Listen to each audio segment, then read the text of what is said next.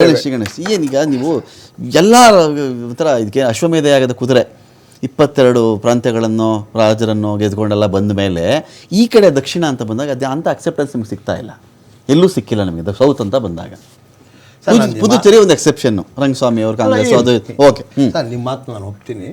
ಯಾಕೆಂದರೆ ಒಂದು ರಾಜಕೀಯ ಪಕ್ಷವಾಗಿ ನಾವು ಇವರೇ ಹೇಳ್ತಾರಲ್ಲ, ನೀವು ಯಾವುದೇ ಸ್ವತಂತ್ರ ಸಂಗ್ರಾಮದಲ್ಲಿ ಪಾಲ್ಗೊಳ್ಳಿಲ್ಲ, ಹೆಜ್ಜೆ ಹೆಜ್ಜೆಗೂ ನೀವು RSS ಇಲ್ಲಿ ಏನೇ ಹೇಳಿಕೊಂಡ್ರು ಕೂಡ ನಾವೊಂದು 22 ರಾಜ್ಯಗಳಲ್ಲಿ ಇವತ್ತಿದ್ದೀವಿ, 5 ನಾವು ಮೈತ್ರಿ ಸರ್ಕಾರದಲ್ಲಿ ಇದ್ದೀವಿ.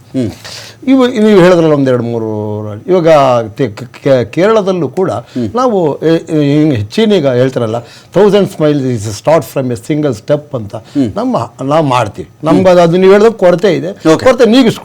ನಂದು ಪ್ರಶ್ನೆ ಒಂದೇ, ನಾನು ಇವರು ನಂದಕಿಶೋರ್ ಅವ್ರು ಹೇಳ್ತಿದ್ರು, ಮೈತ್ರಿ ಧರ್ಮದಲ್ಲಿ ನಿಮ್ಮ ವ್ಯಾವಹಾರಿಕವಾಗಿ ಅಥವಾ ನಿಮ್ಮ ಸಂಬಂಧಗಳು ಚೆನ್ನಾಗಿದ್ದರೆ ಕನಿಮೋಳಿಯವರು ಯಾಕೆ ಅಂತ ನಾನು ಅದನ್ನು ಕೇಳಬೇಕು ಅಂತಿದ್ದೆ. ಅವ್ರು ಹೇಳಿದ್ರು. ಈಗ ಪ್ರಶ್ನೆ, TVKನವರಿಗೆ ನೀವು ಬೆಂಬಲ ಕೊಡುವ ಸಂದರ್ಭದಲ್ಲಿ ಏನಂತ ಬೆಂಬಲ ಕೊಟ್ರಿ? ಬಾಹ್ಯ ಬೆಂಬಲ ಕೊಡ್ತೀರಾ, ಅದ್ರಲ್ಲಿ ನಾವು ಬೆಂಬಲ ಕೊಡ್ತೀವಿ ಅಂತ ಹೇಳಿದ್ರೆ ಷರತ್ತಿನ ಬೆಂಬಲ ಕೊಡ್ತೀವಿ ಅಂತ ಪತ್ರ ಕೊಟ್ರ? ಬೇಷರತ್ ಅಂತ ಮಾತಾಡಿದ್ರು ಅವರು. ಗಿರಿ ಬಂತು ಅವ್ರು ಕೊಟ್ಟಿರ್ತಕ್ಕಂಥದ್ದು. ಅದರಲ್ಲಿ ನೀವು ಪ್ರೀತಿಯಿಂದ ಕೊಟ್ಟರು. ವಿಜಯನೇ ಅವರ ಆಪತ್ಕಾಲದ ಸಹಾಯವನ್ನ ನೆನೆದು ಆಯ್ತು, ನಾನು ಅದನ್ನು ಒಪ್ತೀನಿ.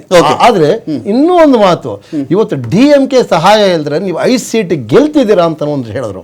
ಆದ್ರೆ ನಾವು 5 ಸೀಟ್ ಗೆಲ್ಲಲಿಕ್ಕೆ ನಮ್ಗೆ ಸಹಾಯ ಮಾಡಿದಂಥ ವ್ಯಕ್ತಿಯನ್ನ ನೀವು ಬರೆದು ಫೋನಲ್ಲಿ ಮಾತಾಡಿದ್ರು. ಸ್ಟಾಲಿನ್ ಮೈ ಬ್ರದರ್ ಅವರು ಹೇಳ್ತಿದ್ರು, ಈ ದೇಶದಲ್ಲಿ ಪ್ರಧಾನಮಂತ್ರಿ ಆದ್ರೆ ರಾಹುಲ್ ಗಾಂಧಿ ಅವರ ಆಗಬೇಕು ಅಂತೇಳಿ ಸ್ಟಾಲಿನ್ ಎದೆ ತಟ್ಕೊಂಡು ಹೇಳ್ತಿದ್ದಂತ ಈಸ್ ಮೈ ಬ್ರದರ್ ಅಂತ ಇವ್ರು ಹೇಳ್ತಿದ್ರು. ಇದು ಮೈತ್ರಿ ಧರ್ಮದ ಬ್ರದರನ್ನೇ. ನೀವು ಯಾವಾಗ ಒಂದೇ ತಟ್ಟೆಯಲ್ಲಿ ಉಂಡ್ರೆ ಅವರೇ ಕಾಳು ತಿನ್ಬೇಡ ಅಂತ ಹೇಳೋ ಜನ ನೀವು ಬಿಡಿ ಆಯ್ತು. ನೀವು ಈಗ ನಿಮ್ಮ ಮೈತ್ರಿ ಧರ್ಮಕ್ಕೆ ನೀವು ಎಲ್ಲಿ ಯೋಗ್ಯರಾಗಿದ್ದೀರಾ? ಓಕೆ, ದೆಹಲಿಯಲ್ಲಾದ್ರ ಇಲ್ಲ, ವೆಸ್ಟ್ ಬೆಂಗಾಲ್ ಆದ್ರ ಇಲ್ಲ.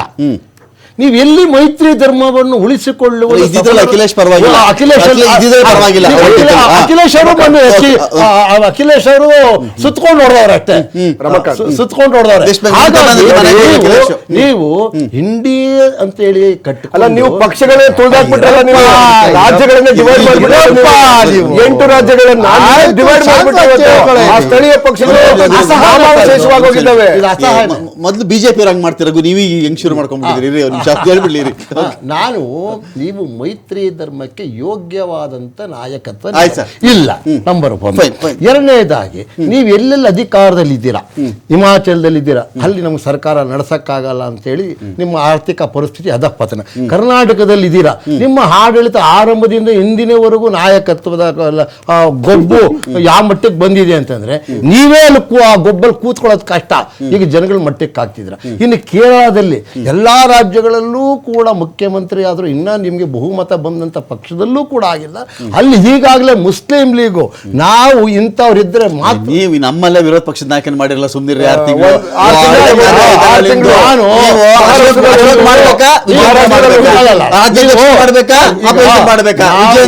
6 ತಿಂಗಳು ನೀವ್ ಹೆಂಗ್ ಹೇಳ್ತಾ ಇದ್ದೀರಿ? ಮಹಾರಾಷ್ಟ್ರ ನೀವ್ ಹೆಂಗ್ ಹೇಳ್ತಾ ಇದ್ರಿ ಅಂದ್ರೆ ಎಲ್ಲಾರ ಮನೆ ದೋಸೆ ಹಂಗ್ ಹೇಳೋದಕ್ಕಿಂತ ಹೆಚ್ಚು ಇದೆ ನಮ್ದು. ಇದ್ದಾಗ ಆಡಳಿತ ಪಕ್ಷವನ್ನ ನಾವು ಕುರಿತು ಮಾತಾಡಬೇಕೆ ಹೊರತು ನಮ್ಮಲ್ಲಿ ತಪ್ಪಿಲ್ಲ ಅಂತ ನಾವೆಂದು ಹೇಳಿಲ್ಲ. ಹಂಗ್ ಹೇಳೋದಾದ್ರೆ ನಮ್ಮನ್ನ ಬೇಕು ಅಂತ ದೂಷಣೆ ಮಾಡಕ್ಕೆ ಇಲ್ಲಪ್ಪ. ಈಗ ಈ ಮುಖ್ಯಮಂತ್ರಿ ಆಯ್ಕೆ ಅನ್ನೋ ವಿಷಯ ಇದೆಯಲ್ರಿ, ನಾಳೆ ನಿಮಗೆ ಬಹುಮತ ಬರಲಿ, ಗಣೇಶ್ ಜಿ ನಿಮಗೆ ಬಹುಮತ ಬರಲಿ, ಅಶೋಕ್ ಮಾಡಬೇಕಾ, ವಿಜೇಂದ್ರ ಮಾಡಬೇಕಾ, ಇಲ್ಲ ಪಾರ್ಟಿಗೆ ಯತ್ನಾಳ್ ಮತ್ತೆ ಸೇರಿಸ್ಕೊಂಡು ಮಾಡಬೇಕಾ, ಸದಾನಂದ ಗೌಡ್ರಿಗೆ ಒಂದು ಚಾನ್ಸ್ ಕೊಡಬೇಕಾ, ಈಶ್ವರಪ್ಪನ ಮತ್ತೆ ಕರೆದು ಬಿಡೋಣವ? ಈ ಚರ್ಚೆಗಳು ರಾಜಕೀಯವಾಗಿ ಇದು ಹೊರತಲ್ಲ. ಬಂದೆ ಒಂದು ಇಂಪಾರ್ಟೆಂಟ್ ಕ್ವಶನ್ ಇದೆ ನಂದಕಿಶೋರ್. ಮೈತ್ರಿ ಸೆಂಟಿಮೆಂಟ್ ಅಥವಾ ಕಾಂಗ್ರೆಸ್ ಅವರು TVK ಜೊತೆ ಇದ್ರಾ ಅಥವಾ BJP TVK ಜೊತೆ ಬಂದ್ಬಿಡ್ತಾರಾ, ಅಣ್ಣಾ DMK ಇಲ್ಲಿಗೆ ಬಂದಿದ್ದಾರಾ? ಈ ವಿಚಾರಗಳು ವಿಜಯ್ ಗೆಲುವಿನ ಅಲೆಯಲ್ಲಿ ತೇಲ್ತಾ ಇರ್ತಕ್ಕಂಥ ತಮಿಳುನಾಡಲ್ಲಿ ಈ ಪಾರ್ಟಿಗಳ ಇಂಟರ್ ಸೆಂಟಿಮೆಂಟ್ಸ್ ಇದೆಯಲ್ಲ, ಇದು ನಿಜವಾಗ್ಲೂ ಒಂದು ರಾಜ್ಯದ ಆಳ್ವಿಕೆಯಲ್ಲಿ ದೊಡ್ಡ ಎಫೆಕ್ಟ್ ಮಾಡುತ್ತಾ, ಪರಿಣಾಮ ಬೀರುತ್ತಾ? ಜನ ಅಷ್ಟೊಂದು ಪರ್ಸನಲ್ ತೊಗೊಂಡ್ಬಿಡ್ತಾರಾ ಇದನ್ನು? ಇಲ್ಲ, ಈಗ ಕಾಂಗ್ರೆಸ್ಸಿಗೆ ಏನು ಅಂತ ಹೇಳಿದ್ರೆ ಇದೊಂದು ರೀತಿ ಮಾರಲ್ ವಿಕ್ಟ್ರಿ. ಅವರ ಮಾಮೂಲ್ ಹೇಳುವ ರೀತಿನಲ್ಲಿ ನೋಡ್ಬೇಕು ಅಂತ ಹೇಳಿದ್ರೆ ನಾವು ಹೇಗಾದ್ರೂ ಮಾಡಿ ಬಿಜೆಪಿಯನ್ನು ದೂರ ಇಟ್ಟಿದ್ದೀವಿ ಅಂತ. ವಿಜಯ್ಗೆ ಹೇಗೆ ಅಂತ ಹೇಳಿದ್ರೆ ಇವಾಗ ಲೋಕಲ್ ಆಪ್ಟಿಕ್ಸ್ ಎಲ್ಲ ವರ್ಕೌಟ್ ಆಯ್ತು ಅಂತ ಹೇಳಿದ್ರೆ ನಾಳೆ ಮತ್ತೆ ಯೂನಿಯನ್ ಗವರ್ಮೆಂಟ್ ಜೊತೆ ಕೆಲಸ ಮಾಡ್ಲೇಬೇಕು, ಇಲ್ಲ ಸ್ಟಾಲಿನ್ ರೀತಿಯಲ್ಲಿ ಜಗಳ ಮಾಡ್ಬೇಕು. ಎರಡು ಆಪ್ಷನ್ ಇದೆ.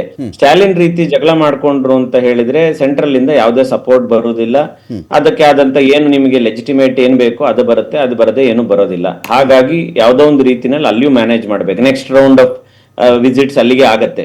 ಡೆಲ್ಲಿಗೆ ಒಂದು ವಿಸಿಟ್, ಬೇರೆಯವ್ರಿಗೆ ಒಂದು ವಿಸಿಟ್, ಎಲ್ಲದನ್ನು. ಈವನ್ ಪ್ರೈಮ್ ಮಿನಿಸ್ಟರ್ ಸಹ ಇವ್ರಿಗೆ ಯಾವುದೇ ಬೇರೆ ರೀತಿ ಮಾಡಿದ್ರೆ ಕಂಗ್ರಾಚುಲೇಟರಿ ಮೆಸೇಜಸ್ ಮತ್ತೊಂದೆಲ್ಲ ಕಳಿಸ್ತಾ ಇದ್ದಾರೆ.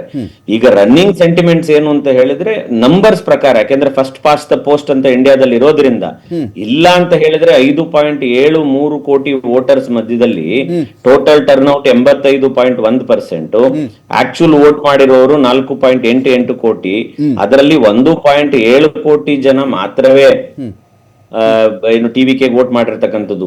3.18 ಕೋಟಿ ಜನ ಟಿವಿಕೆ ಸಪೋರ್ಟ್ ಮಾಡದೇ ಇರತಕ್ಕಂಥದ್ದು. ಹಾಗಾಗಿ ಸಿಸ್ಟಮ್ ಒಂದು ರೀತಿಯಲ್ಲಿ ಹೆಲ್ಪ್ ಆಗ್ತಿದೆ.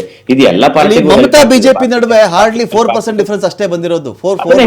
ಹಾಗಾಗಿ ಪ್ರತಿ ಪಾರ್ಟಿಗೂ ಇದು 34.9% ವರ್ಕ್ ಆಗ್ತಿರೋದ್ರಿಂದ ಇದು ಈ ಸೆಂಟಿಮೆಂಟ್ ಇದೆ. ಏನು ಅಂದ್ರೆ ಈಸ್ ಎ ಪಾಪ್ಯುಲರ್ ಆಕ್ಟರ್, ಏನೋ ಆಂಬಿಷಿಯಸ್ ಆಗಿ ಏನೋ ಬದಲಾವಣೆ ಮಾಡ್ತೀನಿ, ನಾ ಇಲ್ಲಿಂದ ಇವತ್ತಿನಿಂದ ಒಂದು ಹೊಸ ಅಧ್ಯಾಯ ಅಂತೆಲ್ಲ ಹೇಳಿ ಬಂದಿದ್ದಾರೆ. ನೋಡೋಣ ಹೇಗಾಗುತ್ತೆ. ಇವ್ರಿಗೊಂದು ಚಾನ್ಸ್ ಕೊಟ್ಟು ನೋಡ್ಬೇಕು, ನೆಕ್ಸ್ಟ್ ಜನರೇಷನ್ ಲೀಡರ್ಸ್ ಬರಬೇಕು ಅಂತ. ಹಾಗಾಗಿ ನೀವು ಅದೆಲ್ಲ ಸಿಂಬಾಲಿಕ್ ಅನ್ಸಿದ್ರು ಸಹ ವಿಜಯ್ ಅವರ ಡ್ರೆಸ್ಸಿಂಗ್ ಇರ್ಬೋದು, ಮತ್ತೊಂದಿರ್ಬೋದು, ಒನ್ಸ್ ಅಪಾನ್ ಎ ಟೈಮ್ ಅವರ ಫಿಲ್ಮ್ ನಲ್ಲಿ ಒಂದ್ಸರಿ ತೋರಿಸಿದ್ರು ಅಂತ, ಪಂಚೆ ಮತ್ತು ಶರ್ಟ್ ಹಾಕಿ ಏರ್ಪೋರ್ಟ್ ಬರ್ತಾರೆ. ಇದೇನ್ ಸರ್ ಹೀಗಿದ್ದೀರಿ ಅಂತ ಆ ಫಿಲ್ಮ್ ನಲ್ಲಿ ಕೇಳಿದಾಗ ಒಬ್ಬ ಲೇಡಿ ಕೇಳ್ತಾಳೆ, ಕೇಳಿದ್ರೆ ನಾನು ತಮಿಳ ಫಸ್ಟ್, ನನ್ನ ಇದನ್ನ ಬೇಸಿಕ್ ಬಿಟ್ಕೊಡೋದಿಲ್ಲ, ಅದಾದ ನಂತರವೇ ಬಾಕಿ ಎಲ್ಲ, ನಾನು ಹೀಗೆ ಬರ್ತೀನಿ ಎಲ್ಲ ಪ್ಲೇಸ್ ನಲ್ಲಿ ಅಂತ ಹೇಳಿದ ವ್ಯಕ್ತಿ ಇವತ್ತು ಸೂಟ್ ಹಾಕಿ ಬರ್ತಾ ಇದ್ದಾರೆ. ಅಂದ್ರೆ he wants to emulate something else. ಏನೋ ಒಂದು ಮಾಡರ್ನ್ ಟೆಕ್ಕಿ ಬೇಸ್ಡ್, ಅಂದ್ರೆ is a technology advanced sort of chief minister who is ready to embrace the next generation ಅನ್ನೋ ರೀತಿಯಲ್ಲಿ ಕೆಲವು ಸಿಂಬಾಲಿಕ್ ಮೆಸೇಜ್ಗಳನ್ನ ಕಳಿಸ್ತಾ ಇದ್ದಾರೆ. ಹಾಗಾಗಿ ಜನಗಳಲ್ಲಿ ಆಸೆ ಏನು ಅಂತ ಹೇಳಿದ್ರೆ we should give him a chance, ಒಂದು ಪ್ರಯತ್ನ ಮಾಡ್ಲಿ. ಇಲ್ಲ ಅಂತ ಹೇಳಿದ್ರೆ ನಮ್ಗೆ ಹೇಗಿದ್ರು ಹಳೆ ಗಂಡನ ಪಾದವೇ ಗತಿ ಅಂತ ಹೇಳಿ ಮತ್ತೆ ADMK DMK ಮಧ್ಯದಲ್ಲಿ ಬರೋಣ, ಒಂದು ಪ್ರಯತ್ನ ಅಂತೂ ಮಾಡೋಣ, ಕೊಡೋಣ ಅಂತ. ಆದ್ರೆ ಈಗ ಅವರ ಜೊತೆ ಸೇರಿರ್ತಕ್ಕಂಥ ರಾಜಕೀಯ ಪಕ್ಷಗಳಿಗೆ ಒಂದು ಇಂಟ್ರೆಸ್ಟಿಂಗ್ ಫ್ಯಾಕ್ಟ್ ಏನು ಅಂತ ಹೇಳಿದ್ರೆ 2029 ಎಲೆಕ್ಷನ್ ನಲ್ಲಿ ಕಾಂಗ್ರೆಸ್ನವರು DMK ಜೊತೆ ಹೋಗ್ತಾರಾ, TVK ಜೊತೆ ಹೋಗ್ತಾರಾ ಅಂತಕ್ಕಂಥದ್ದು ಒಳ್ಳೆ ಇಂಟ್ರೆಸ್ಟಿಂಗ್ ಕ್ವೆಶ್ಚನ್. ಬಿಜೆಪಿ ಅವರು ಮತ್ತೆ ADMK ಹಿಡ್ಕೊಳ್ತಾರಾ, ಮತ್ತೆ ಅಣ್ಣಾಮಲೈ ಅವ್ರ ಕಾಲ್ ಹಿಡಿದು ಅಯ್ಯ ನೀನೇ ನಡೆಸು, ನೀನು ಹೋದ ನಂತರ ಪಾರ್ಟಿ ಪೂರ್ತಿ ಮಕಡೆ ಮಲಗಿದೆ ಅಂತ ಹೇಳಿ ಅವ್ರನ್ನ ಹಿಡ್ಕೊಳ್ತಾರ ಅಂತಕ್ಕಂಥದ್ದು ಬಹಳ ಇಂಪಾರ್ಟೆಂಟ್. ಇಲ್ಲಿ ತುಂಬಾ